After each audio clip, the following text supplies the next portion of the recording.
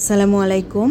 গতরাতে আমি আমার হাজবেন্ডকে জিজ্ঞেস করলাম সকালবেলা কি রান্না করব তোমার জন্য। অফিসে গিয়ে তো খাবার প্রতিদিনই দিয়ে আসতে হচ্ছে, তো কি খাবে বলো। সে আমাকে বলল সে বেলে মাছ খাবে, আর বেলে মাছটা পেঁয়াজ দিয়ে খুবই ঝাল ঝাল করে রান্না করতে বলেছে। আর আমি ভাবলাম শুধু বেলে মাছ শুধু দিলে কেমন হয়, এজন্য সাথে একটু নদীর পাঁচমেশালি মাছ ভুনা করে তাকে দিয়ে দিব। সে ছোটো মাছ খেতে খুবই পছন্দ করে, আর বেলে মাছটাও আমারও খেতে ভালো লাগে। তো ভাবলাম আজকে এই দু রকমেরই মাছ রান্না করব, আর তেমন কিছু একটা ভাজি করার প্রয়োজন হবে না, কারণ দুপুরে ও খুবই সামান্য পরিমাণে ভাত খায়। আপনারা তো দেখতে পেয়েছেন আমি ওকে কতটুকু পরিমাণ ভাত দিই। তো এই দুই রকমের মাছটা আমি রান্না করব এখন। সেজন্য আমি রান্নাঘরে গিয়ে আগে কাটাবাছা করে সব কিছু রেডি করে নিব, কারণ রেডি করে নিলে রান্নাটা খুব জলদি হয়ে যায়। আমি এটা অনেকবার খেয়াল করেছি। আর দুই চুলায় দুইটা রান্না তুলে দিব, খুব তাড়াতাড়ি হয়ে যাবে। তো প্রথমেই আমি বেলে মাছটা রান্না করব।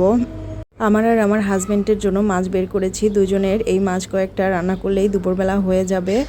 আর এই মাছটা আমি কিভাবে রান্না করি একটু আপনাদেরকে শেয়ার করি। প্রথমে কড়াইতে তেল দিয়ে দিলাম, তাতে ফোড়ন দেওয়ার জন্য জিরে দিয়ে দিলাম, এরপরে কাঁচা পেঁয়াজ মরিচ দিয়ে দিলাম। এখন এটা আমি হালকা বাদামি রং করে ভেজে নেব।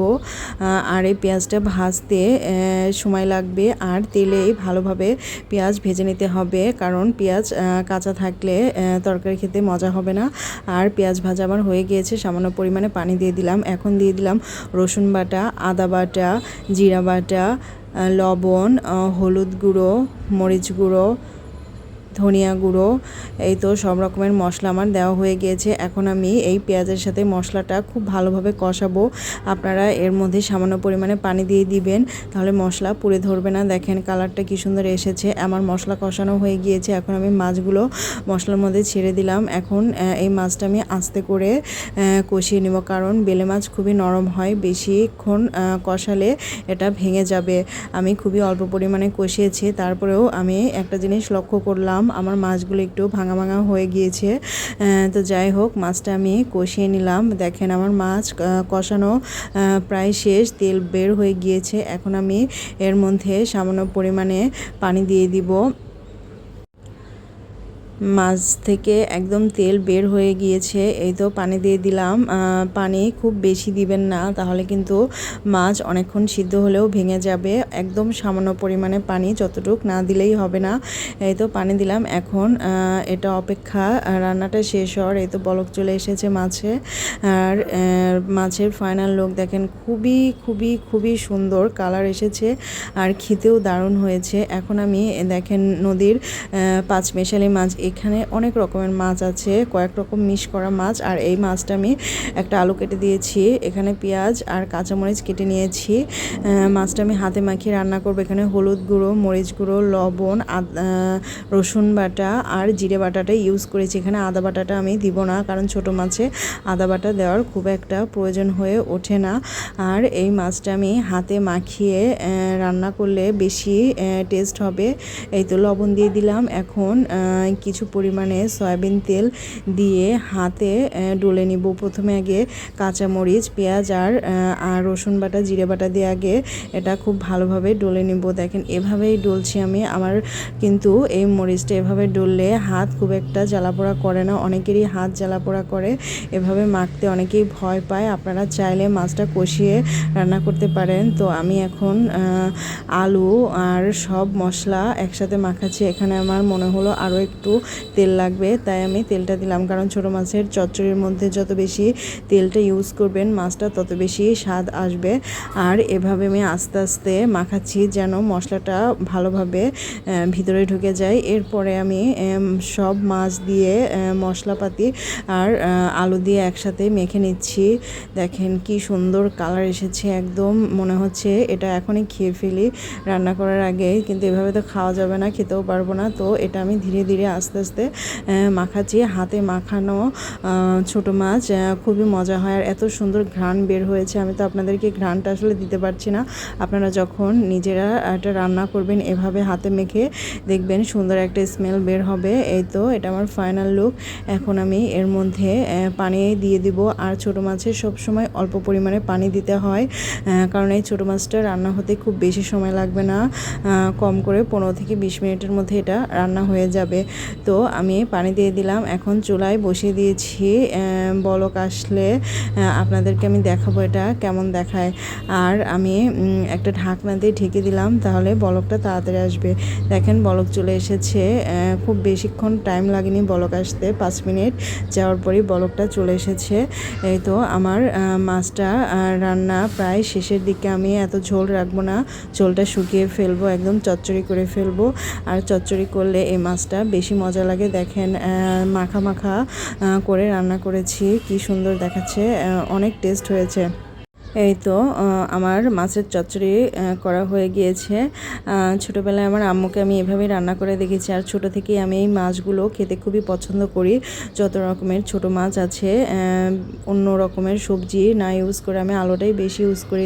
আমি একটু খেয়ে দেখছি যে কেমন হয়েছে। না, খুবই মজা হয়েছে। লবণ ঝাল একদম পারফেক্ট। আর ঝালটা একটু বেশি দিয়েছি। ঝরঝরে ভাতের সাথে এই মাছের চচ্চড়িটা তেল দিয়ে মাখিয়ে খেতে খুবই ভালো লাগবে, এজন্য একটু ঝাল দিয়েছি।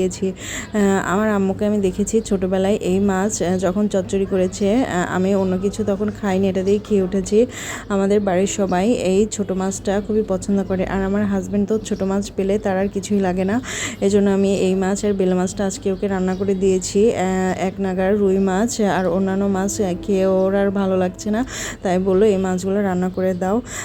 তো মাছটার কালার কিন্তু খুবই ভালো এসেছে। আপনারা কিন্তু অবশ্যই কমেন্ট করে জানাবেন আমার মাছটা রান্না কেমন হলো। এরপরে আমি বেলে মাছটা রান্না করেছি, একটু আপনাদেরকে দেখিয়ে দিচ্ছি। কষানো মাছে একটু ঝাল লবণ চড়া দিলে মাছটা খুবই মজা হয় খেতে। আমি এই বেলে মাছের মধ্যেও ঝাল লবণ একটু চড়া দিয়েছি আর পেঁয়াজ কুচিটা বেশি অ্যাড করেছি। আপনারা চাইলে পেঁয়াজ আরও বেশি দিতে পারেন আর তেলটাও আর একটু বেশি দিতে পারেন, কারণ এরকম কষানো মাছের তেল দিয়ে ভাত খেতে খুবই মজা লাগে, এজন্য আমি দুটাই একটু বেশি দিয়েছি। আর মাছের কালারটা দেখেন খুব সুন্দর এসেছে। তো আমার হাতে খুবই কম সময়, আমি তাড়াহুড়ো করে রান্না শেষ করি প্রতিদিনই। আজকেও তাড়াহুড়ো করে রান্না করেছি।